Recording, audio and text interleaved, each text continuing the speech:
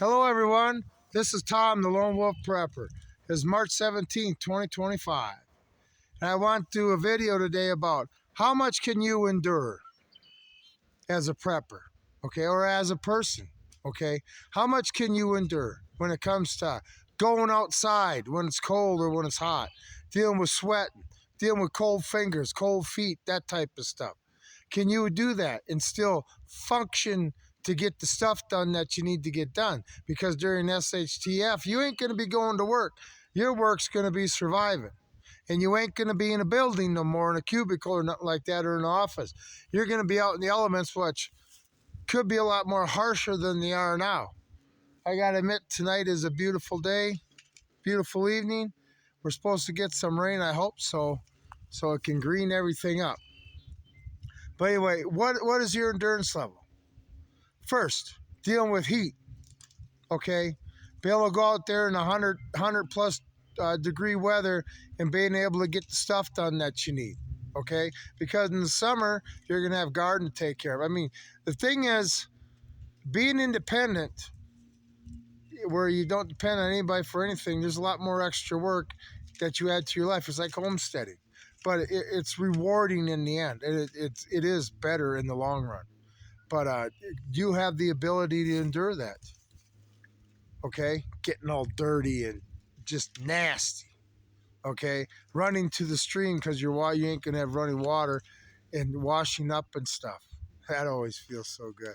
I remember my one daughter, the one time, first time I really got her working hard, and she's drinking down water when we were done. She said, "Boy, water never tastes so good." Yep, and I told her that means you accomplished something, sweetie. But can you endure through that environment? Okay, not only the sweating and stuff, but are you physically able to endure working in that heat? Okay. Now I realize when stuff gets crazy, people may say they have a problem with it now. When you're hungry and you're absolutely responsible for your survival. You know, no more going to the grocery store and that type of stuff. I think everybody's endurance level will increase, just like it always does throughout history. It has.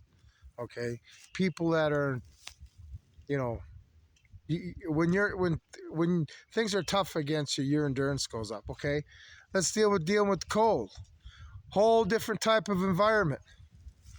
Okay, going out like I have a wood stove. I don't sit there and stack wood up for the whole winter. I make sure that I have to go out every day or every other day to collect wood. Keeps me busy and stuff. All right, keeps me active. But I go out no matter what the weather is. Traipse through the snow. Heck, I remember there were times in this grove where the snow was 5 feet deep.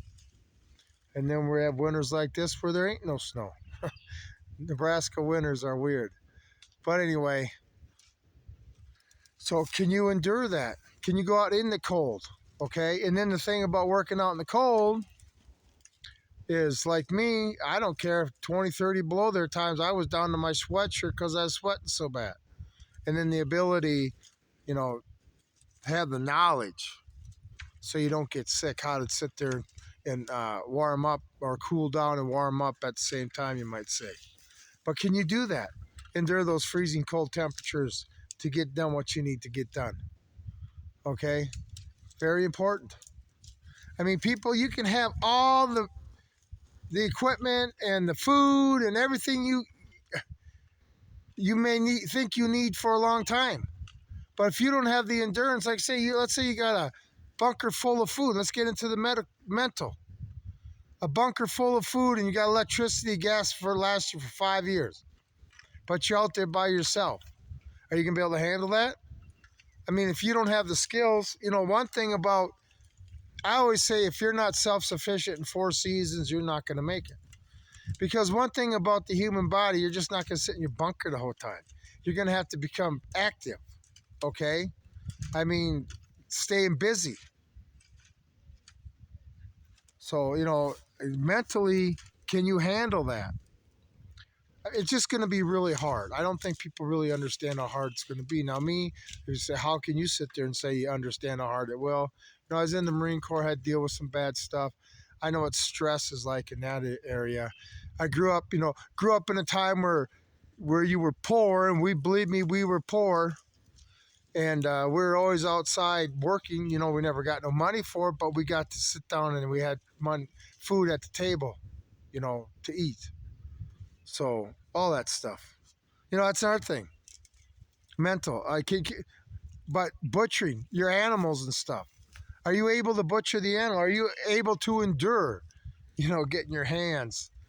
Well, with a deer carcass, first you got to shoot it, then you got to gut it, then you got to skin it, hang it, and then it's pretty much self-explanatory how to get the meat off.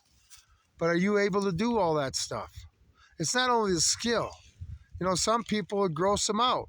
But like I say, I think if you were starving to death, you could dress out a rabbit and, you know, cook it over a fire and eat it, no problem. Okay, I think people, when it comes down to your endurance level, the more you have to endure, I think the more of our animal instincts, you might say, come out. But you need to work on your endurance. You know, when it's cold outside, go for a walk. You know, people that do the walk, I'm not going to walk unless it's nice out. Go out there when it's cold out. You know, all you militias that train and stuff, train in the worst of the weather. That makes it easy in the best of the weather.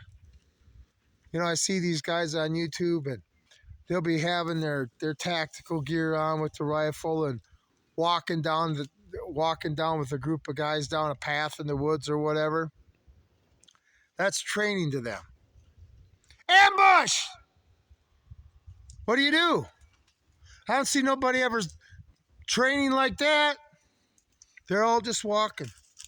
Anyway, and you know, that's one reason military, the ground side looks like football players, because war is a very physically demanding sport, okay, in all types of climates, whether it be cold weather, jungle, the heat of the jungle, the heat of the desert, okay, dealing with the forest, you know, the bugs. Oh, I remember the bugs were so bad. That one night I slept with my gas mask on and my poncho liner over me. Even the bug spray wouldn't keep the stuff off. But anyway, oh, there goes a rabbit. There goes Columbus. Get him, Columbus! These dogs are having so much fun out here.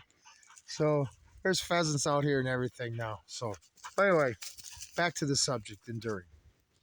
That's what a lot of people, you know, they think they can. But really put yourself to the test once. You know, push yourself past what you didn't think you could do and see if you can do it. You know, that's the last step, take 10 more steps. You know what I'm saying? Push yourself so endurance is, you don't even really think about it. You just go out and see what needs to be done and you go do it. Okay? But anyway, when SHTF hits, being soft isn't going to help you out at all. You're going to find out how tough you are, and you're going to find out how much you can endure. And you're going to really find out that the human being is not as weak as everybody thought it, like the doctors and or the people like giving you medication, the companies like that told you the human body's that weak. It's not. Anyway, I hope everybody has a good night. I hope you enjoyed the video. One thing is I need my channel to start spreading, so if you can hit the like and the subscribe and share so I can get up to 50 subscribers so I can start live streaming on this channel, that would be great. But other than that, everybody have a great night. This is Tom, the Lone Wolf Prepper. I'm out.